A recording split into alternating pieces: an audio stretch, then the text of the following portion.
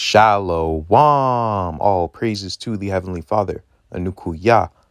Praise be to the earthly mother, the Pachamama, and all of her earthly angels, the Erkadeshue.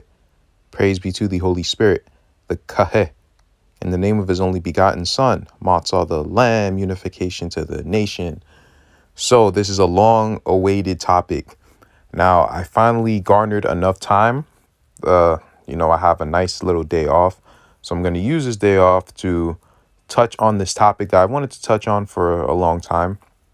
But I had to do a lot of reading because this is not something that I'm very knowledgeable about. I'm learning a lot of new things for the first time. And I'm going to be wrong on a lot of things. I'm just letting you guys know up front. But I'm going to try my best to make the connections that are needed. Now, as far as the quote-unquote Aryans, I want to move backwards first before we move forward, because the deeper we get into history is the harder it gets to actually make some solid definitions. It's harder to know what happened and who's who the further back you go into history. That's really what it's about. So what I'm going to do instead is try to figure out who people were up until modern times and then go back, like backwards, right? So there are two of these articles that are incredibly detailed, and I'm definitely going to leave them in the description. I believe I shared these a long time ago, but I never fully read these articles because, again, I was not on that level, and I'm probably still not on a certain level that I need to be to even do this topic, but I'm gonna try my best. However, now I do believe that there is a lot to dig when it comes to this topic of the Aryans and the Scythians, because this is not just one group of people. The Aryans and the Scythians are not one group of people. Let me ask you guys something. Why was the Northern Kingdom looked at as Gentiles? This is a common theme that is all over the scriptures regarding Ephraim, the Northern Kingdom, Canaan, the fact that they couldn't necessarily take over the land of the Northern Kingdom. At least not until recently. They were not able to do this. So a lot of these peoples, they were mixed up with Canaan. A lot of the people in the Northern Kingdom were mixed up with Canaan, the Phoenicians and the Philistines. So we should note these things. We definitely should note these things. So we're going to start off. Now let's begin to discover part of the history of the ancient Israelites and their associations with the Scythians and Aryans of secular history. We will soon cover the details of the causes of the diasporas of the Israelites and where they migrated to later in this article, but we will briefly discuss it now. Let's read a brief summary by National Geographic. Led from bondage by Moses, the Hebrews left Egypt around 1300 BC to settle in the Promised Land, the uplands of Canaan. Philistines, Phoenicians, and other sea peoples already occupied the coastal area.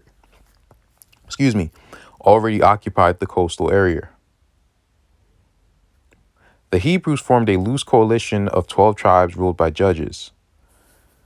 By 1025 BC, fear of the warlike Philistines caused the Hebrews to unite into the kingdom of Israel. They chose Saul as their first king. Now, there's something that I want you guys to pay attention to real quick. Where did it say that the Philistines and the Phoenicians settled? The coastline, right? Okay. This is a video I did a long time ago. But once you know where the Holy Land is, things start to make sense. One of these islands, Santa Catalina Island, located 22 miles from Long Beach, or an hour by ferry, is known by many as Catalina Island and features a human population of over 4,000 people today. The island was claimed by Spain in 1542, and later it passed into possession of Mexico, and after that to the United States, and eventually turned into a tourist resort in the 1920s by the tycoon William Wrigley Jr. of the chewing gum empire. Although the island is now a popular tourist destination and frequently visited by vacationers from nearby Los Angeles, which lies only about an hour ride away, there's another odd facet of the island's history that most people may be unaware of. Historical claims report that Ralph Glidden, a self-taught archaeologist who moved to Catalina Island with his parents as a boy, uncovered ancient burial sites in the early part of the 20th century. He is said to have excavated more than 800 secret grave sites from various locations around the island, including thousands of artifacts and 4,000 human skeletons. Glidden claimed that a giant and fair-haired race with adult males measuring 7 to 9 feet in height once inhabited Santa Catalina and its adjacent islands. In the Ogden Standard Examiner, November 10th, 1929 edition, it was written, Glidden claims overwhelming proof that a fair-skinned, fair-haired, highly intelligent race of a great stature lived on Catalina Island, off the southwestern coast of California, perhaps 3,000 years ago, and that his excavation of a huge cache of skeletons, domesticated utensils, urns, wampum, etc., is quite out of the ordinary class of Indian discoveries. A skeleton of a young girl, evidently of high rank, within a large funeral urn, was surrounded by those of 64 children, and in various parts of the island, more than 3,000 other skeletons were found, practically all the males averaging around 7 feet in height, one being 7 feet 8 inches from the top of his head to his ankle, and another being 9 feet 2 inches tall. How tall were the Philistines? How tall were the Phoenicians? How tall were the Canaanites? These are all giants. Now, I'm sure that these aren't necessarily, the really, really big sons of Anak type of giants, but these are giants. What did they inhabit? The coastline. What did Tyre and Zidon, aka the Phoenicians, inhabit? The coastline of Asher's land. What did we go over? Asher's land is California. Asher has goodly land. Pretty much has the best land in all of Israel. Is California not pretty much the best land in all of the Americas? They call it the Gold Coast. It's damn near the best land in all of the Americas, bro. These are the Philistines. These are the Phoenicians. These are the Canaanites. And the Northern Kingdom mixed up with them. And they started to become these seafaring peoples. But when did it start happening? I'm not really sure, but we're going to have to go back in history to figure out some of these connections. Now let's go back to the article.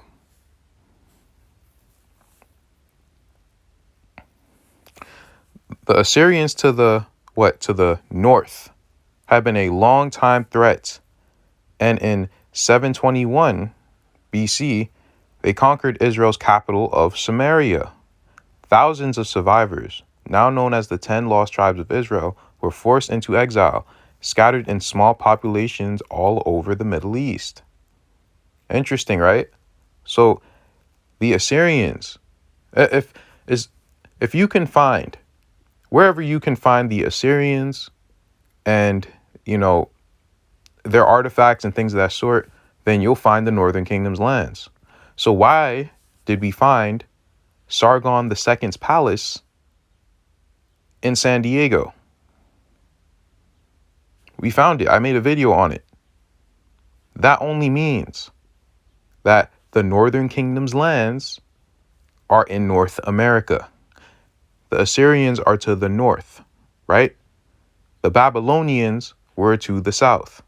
I went over the similarities between Atahualpa and King Zedekiah, or Huayna Capac and King Josiah of Peru, of the Inca. These are the two kingdoms. North and Central America being the northern kingdom, South America being the southern kingdom. So now that we have that pact, and you guys understand that the northern kingdom went over there, they were taken captive over there to the Assyrian. Like the Assyrians took them captive, took over their lands, but they couldn't fully do that, so they brought some back, mixed in with them. Now you have, a certain group of us in those lands, right? And then later on, we recaptured these lands. But just know that the Assyrians were in our lands and they built structures all over the lands. That's why you'll find all these Assyrian looking peoples all over Mexico, all over California. You'll find these. Now, reading down. During the Assyrian and subsequent captivities of the Israelites, many of them lived as nomads in loose confederations of tent cities. These temporary dwelling, I'm going to try to fill in, because maybe its English isn't all the way there. These temporary dwelling places of the Israelites, known of Scythians in secular history, were identical to the Sukkoth temporary dwellings of the ancient Israelites. Our Scythian traditions tell us that when we escaped Assyria, we went straight north from the area north of Nineveh, crossed through the Dario Pass above the headwaters of the Euphrates. We were essentially nomads.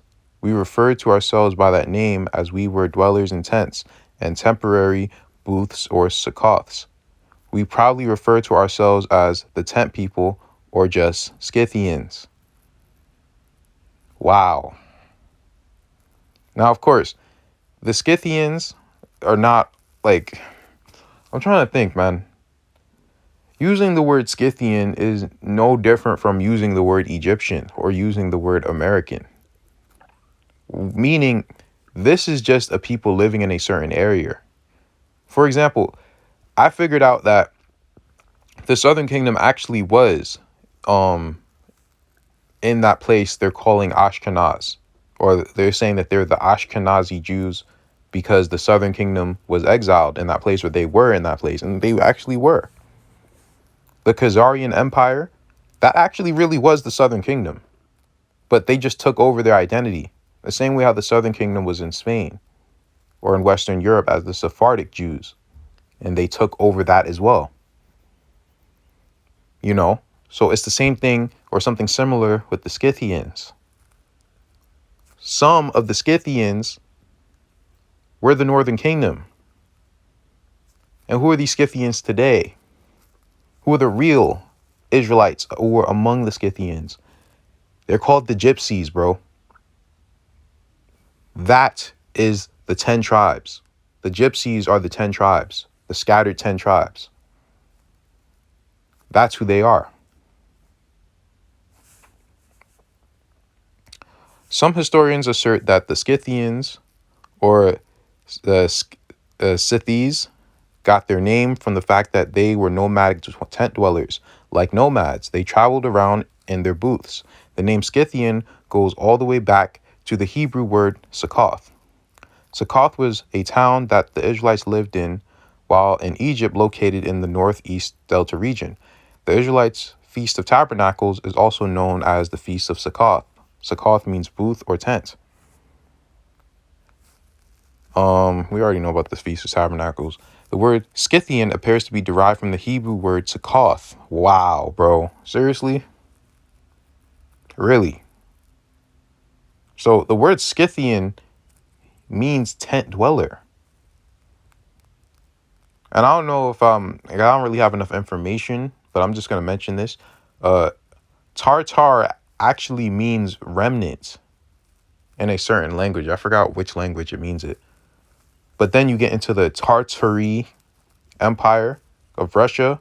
Was that actually our empire or the 10 tribes empire before they hijacked that too? Stuff gets very deep, man.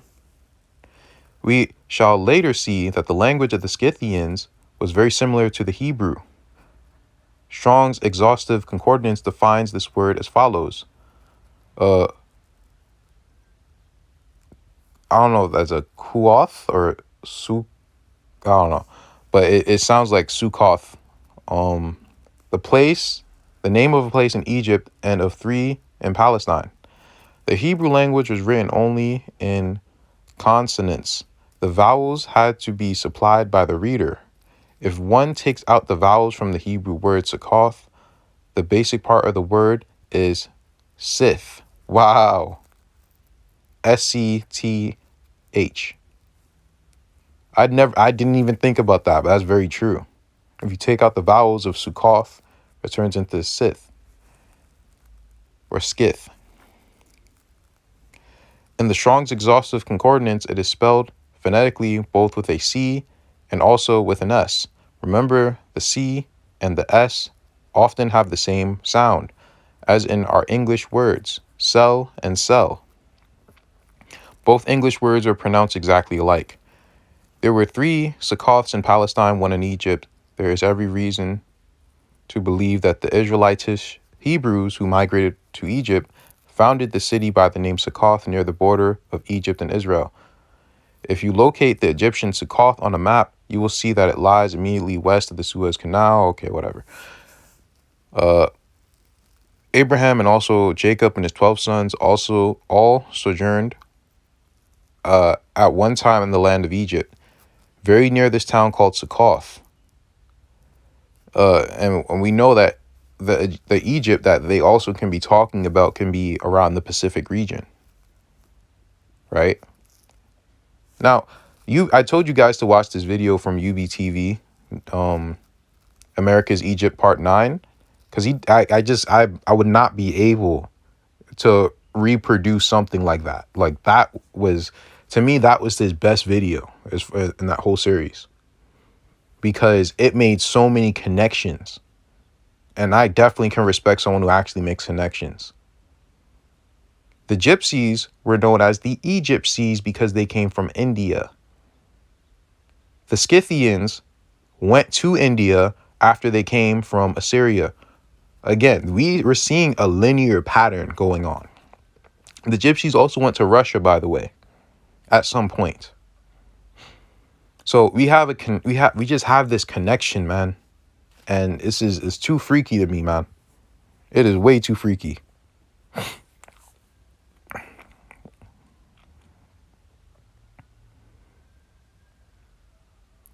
A yurt is a Mongolian portable tent dwelling. Interesting.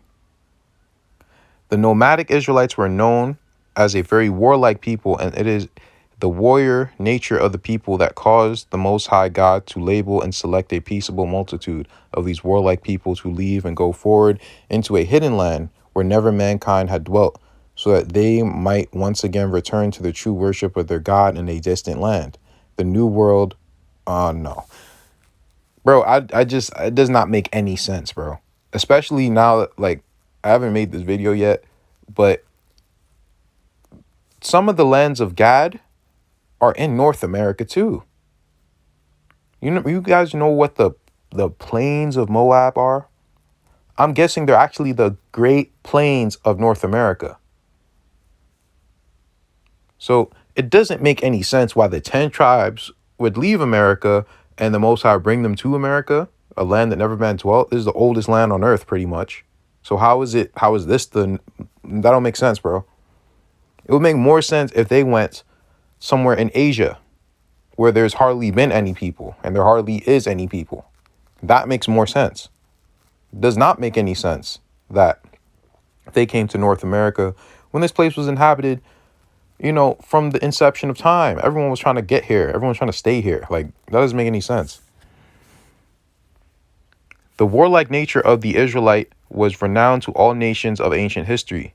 They were great warriors, and their stiff necks and stubborn character described in the Bible caused them not only to rebel against their own God, but also against every nation around them. Isn't that very true? The Israelites were often hired as mercenaries or became leading generals in foreign armies that they served because of their familiarity with the art of war. The Israelites, who became known as the Scythians and in Persia as the Parthians, also even became rulers of many of the foreign lands they migrated or were once enslaved and founded by many ancient empires as a result of the warrior prowess. The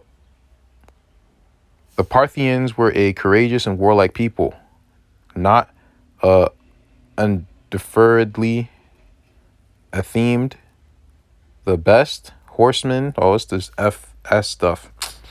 And archers in the world. They were accustomed from their infancy, says the Dionysus, to the warlike and manly exercises of managing a horse and handling a bow, and in both excelled all other nations. Wow. Wow. Riding a horse and handling a bow. Bro, are you kidding me? Bro, all right, hold up. Are you joking? Did he really just say that? Let me look at something, man. Native American bow and horse. That's all you got to type in, bro. Like, bro, like this is just what they're known for, man. This is what they're known for. That's why this stuff is crazy to me, man. This stuff's crazy, bro. Character.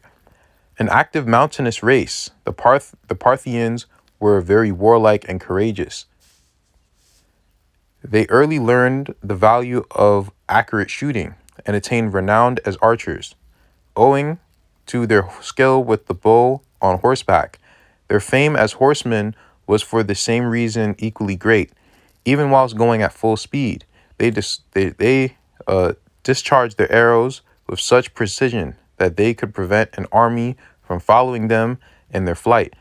The cavalry formed the strength of the Parthian army. Now, I should also mention something. I'm going to get into it later on in this video. But the sons of Lud, what were they known as in Ezekiel chapter 27? For their bow and arrow. So some of these can be the sons of Lud, but obviously there's a connection to the Israelites. Because with the sons of Lud, or Aki and Jared's people, they were amongst them the whole time.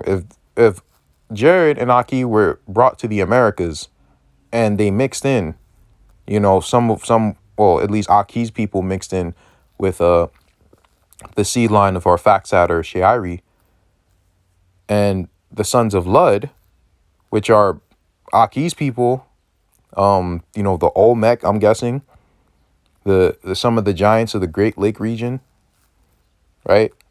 These were the quote unquote Jaredites. After I believe they mixed in with maybe the Philistines, and they were the Phoenicians at some point. This stuff is, I'm trying to uncover some things, so it is gonna get confusing, but hopefully I'm gonna bring it together, and you guys can at least see where I'm coming from. But I'm just saying that there is a relation to the sons of Lud. I'm not saying literally all these people are Israelites, but there's a connection. There's definitely a connection, and the Israelites mixed in with, the sons of Lud, or the what people call the Mongol Indians, right? A fresco on the ceiling of Cave 249 in Dunhang, China, depicts a Parthian horseman using the traditional single curve bow against a lion-like creature. Those Parthians, who are so famous in history, were doubtless originally Scythians. See? Driven out of their own country and obliged to settle in this barren and inhospitable region. They called themselves, on their first settling here, Parthians, that is, in the old Scythian language, exiles, and hence became the name Parthia. Parthia formed a part of the Medo-Persian Empire from the beginning to the end of the great power, having been conquered by Cyrus the Great and being thus governed for 2 centuries by a Persian strap. When the Parthians first became known to the rest of the world, They were a hardy and warlike race, recognized as a Scythian origin. They were considered the most skillful horsemen and archers in the world. Hey man, this stuff is crazy. Man, we were the Mongols, man. At least some of them. We were the Mongols.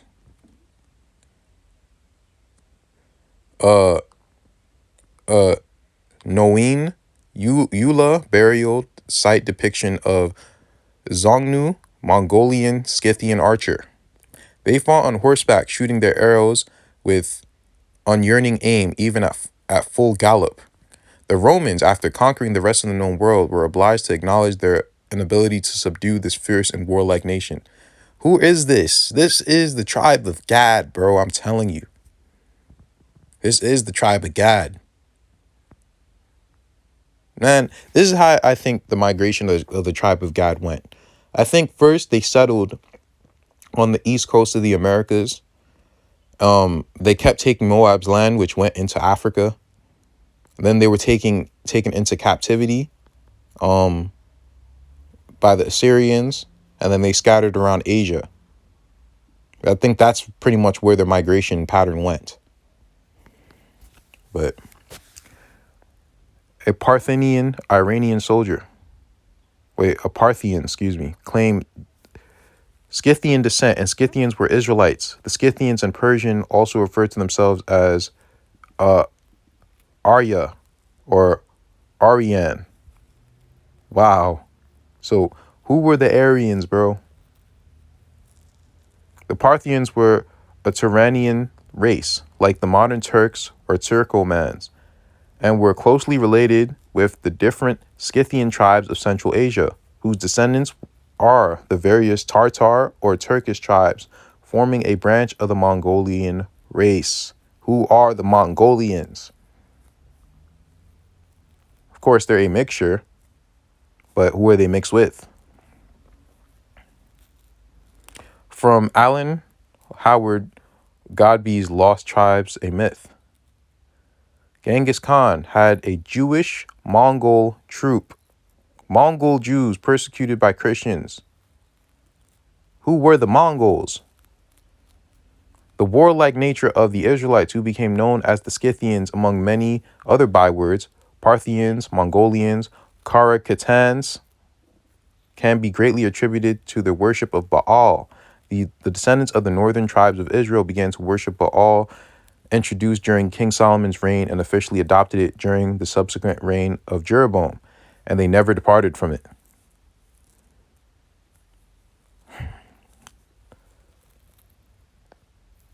And there's just so much more to read, man. I'm going to pick this up. So I have enough energy to do this whole thing.